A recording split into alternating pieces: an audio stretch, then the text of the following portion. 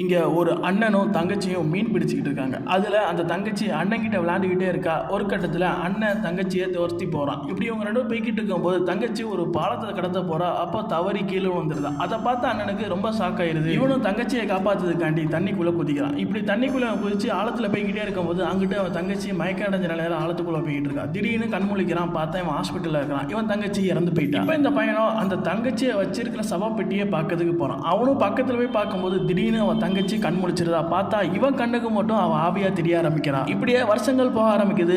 அந்த பையனும் பெரிய பையன் ஆகிட்டான். இப்போ அவனுக்கும் ஒரு லவ்வர் வந்துருச்சு. அப்படி இருந்தாலும் அந்த தங்கச்சி இவனுக்கு மட்டும் தெரிஞ்சுக்கிட்டே இருக்கா. ஒரு கட்டத்தில் இவன் லவ்வர் கூட வெளியே போகும்போது நடு ரோட்ல அவன் தங்கச்சி நிற்கிறான். இதை பார்த்தவன் நிலை தரும் மாதிரி அந்த காரை கொண்டு போய் மோதிடுறான். ஒரு கட்டத்தில் அந்த கார்ல இருக்கிற இவன் குதிச்சிடுறான். அவளோட லவ்வர் அந்த இடத்துல வெடிச்சு இறந்து போயிடுறான். பட் அதுக்கப்புறம் தான் இவனுக்கு ஒன்று தெரியுது. அவளுடைய லவ்வர் இருந்துட்டு இவனை ஏமாத்துறதுக்காண்டி தான் கூட்டிட்டு போயிருப்பா. இதெல்லாம் தெரிஞ்ச தங்கச்சி அவனை ப்ரொடெக்ட் பண்ணுறதுக்காண்டி தான் அவளை காப்பாற்றுறதுக்கு அந்த இடத்துக்கு போயிருப்பா.